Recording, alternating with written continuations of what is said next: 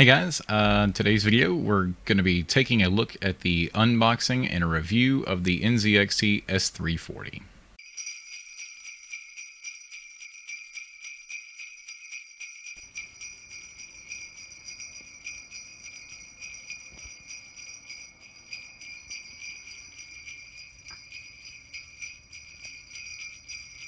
Hey, if you haven't already, don't forget to subscribe for your chance to win a Funko Pop Illidan.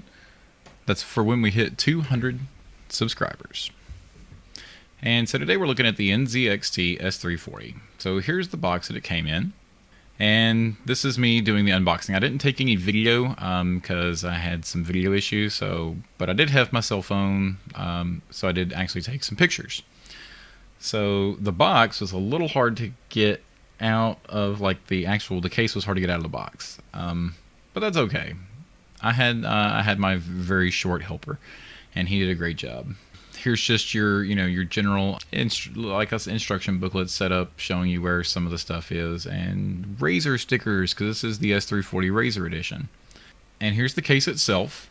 It has a great window on it, 2 fans, one on top and one in the back, pre-installed, ready to go. The biggest difference that I can tell between the Razer edition and the standard S340 is that the finish is the complete matte black. There's no glossy anywhere. Now it's all the matte black finish, which I had seen some very famous reviewers review and say that they thought the matte finish scratched very easy, showed scratches. I don't know if I just take better care of things. I don't know what's up with that, but I didn't have any issues with it scratching or anything, and I had to roll it around on the floor 100 times trying to get my power supply unit actually in and get all the wires ran and stuff. Here's a shot of your top ports. It's 2 USB 3.0 rated ports, which have that very awesome front header cable that just goes through the case. Very nice. And there's your mic and your headphone input. Well, your headphone output, your microphone input if you just sort of need to do some stuff on the fly. Here's the back of the case showing that other case fan. I want to say that it's a 100. I want to say they're actually both 120 millimeter fans, top and back. The back I think is locked. It only takes the 120. The top, however, will go to a 140 millimeter fan. Here's a shot of the inside of the case with the sort of Razer logo on the cable management bar, and then you've got your if you've been watching this, like this bottom part here is the power supply shroud that you see at the very bottom that just sort of keeps heat from entering the rest of the case. Also, you have some of the 2.5-inch solid state drive bays there. Your actual, and I'm sorry that I did not take a picture of this, but your actual 3.5-inch drive bays are below the power supply shroud towards the front of the case. And there's a shot of the top case fan, which, like I said, this one is a 120 millimeter, but it's perfectly set up to take a 140 millimeter. NZXT is pretty awesome because maybe I just didn't do my research on it, but it actually came with all of the screws necessary to do a full installation. And I mean, that's if you put something in every single compartment here. And tons of zip ties, which I was a little worried that I was going to need to actually make a run out and get zip ties for, to have the most impeccable cable management imaginable. But no, they're included, and it was great. I used a couple of them. The case itself handles most of your cable management, which is very awesome. Here's a shot of my very, very aging Intel Core 2 quad system sitting in here. As you can see, most of the cables do tuck behind everything and go everywhere that they need to. Like I said, lots of openings in the case for you to kind of snake things through in the background.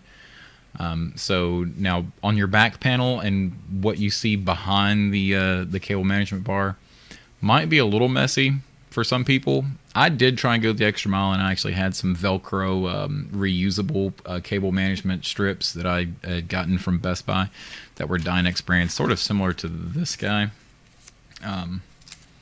Very super handy. Let me get that close. This was Dynex branded, so it's Best Buy's house brand. I don't know if they sell these anymore. I got these a few years ago, and I used 1 or 2 of those behind the scenes, in addition to a couple of the cable ties. And it's actually pretty clean in the back. I mean, my power supply was actually the biggest limiting thing to clean cables, because it's an older power supply. I can't even remember. It's an OCZ power supply. Which, I mean, if hopefully mine's not an exception. If you've had personal problems with OCZ power supplies, I'm very sorry. My power supply has been running though for 7 years now, 7+ years.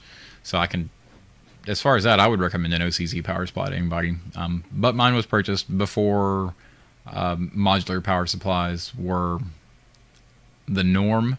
Now they're kind of the norm. They were a special high-end boutique thing at that point. Only Corsair and a couple others, Thermaltake, they were doing modular power supplies. So I didn't get one. I went with one that was rated good and had good reviews, and you know, it's served me well. I can't complain.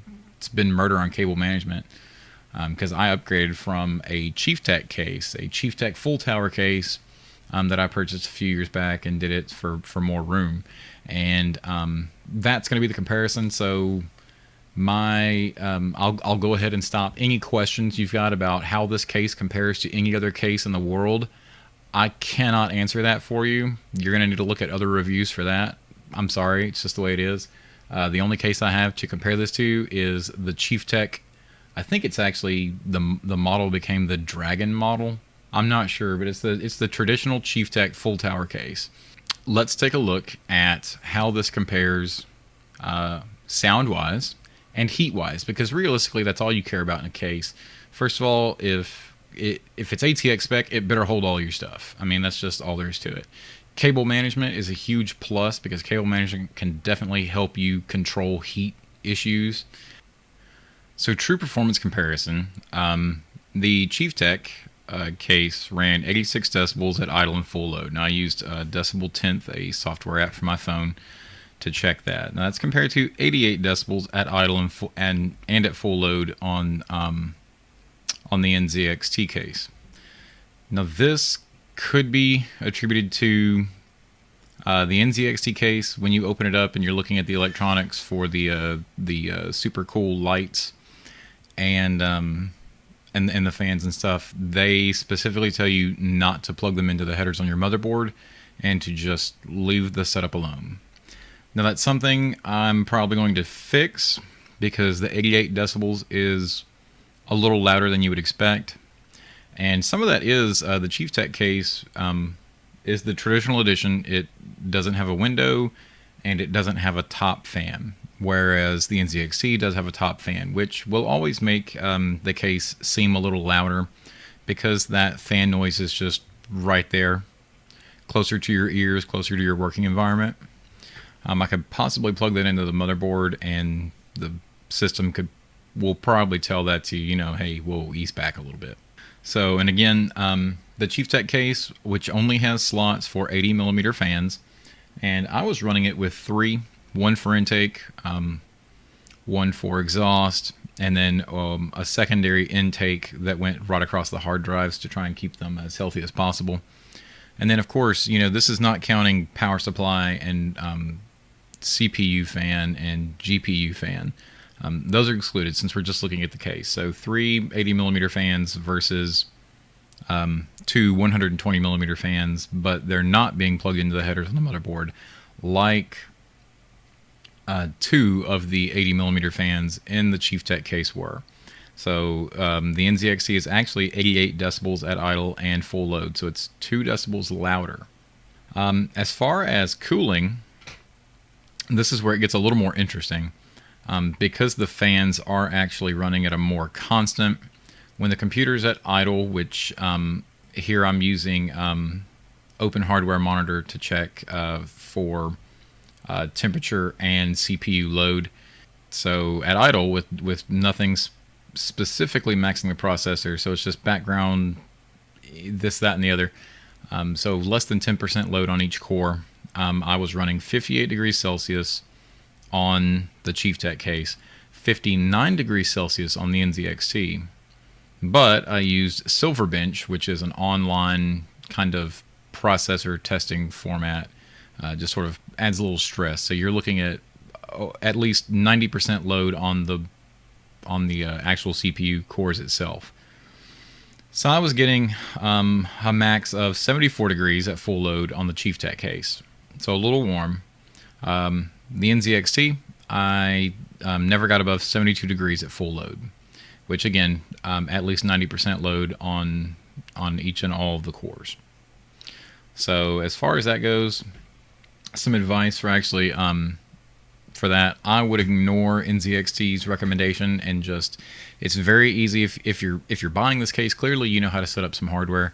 Just go ahead and disconnect those from the Molex connector little harness. It's super easy to do, and go ahead and plug those into your motherboard. A lot of motherboards have phenomenal fan monitoring software in the firmware.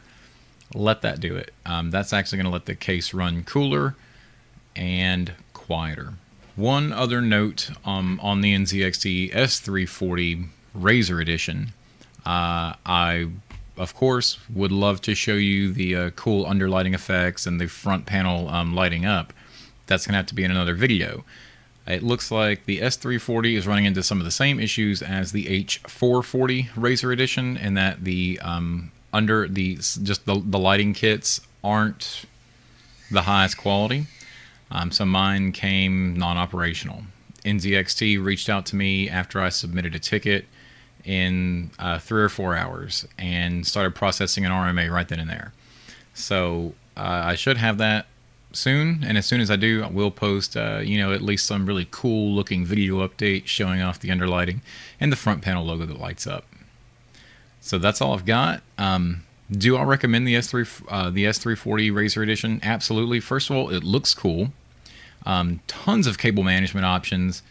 Tons more than because I haven't actually went case shopping in, I actually haven't went case shopping in a very long time, probably 15 years, because the Chief Tech case sort of fell into my lap and I just snatched it up when I could for super cheap, $10. I couldn't pass that deal up. But the S340, yes, the cable management alone is worth it. The cool lighting effects that hopefully I'll get to experience soon.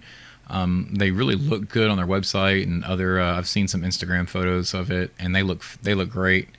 The window's cool. I haven't had a case with a window in a few years, and I like the fans. I am already looking at upgrading the top fan to a much more quiet 140 millimeter fan.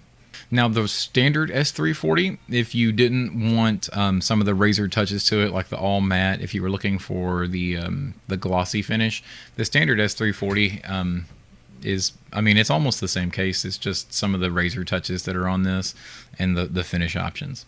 But otherwise, the S340, which has been a great case all around, it's very recommendable.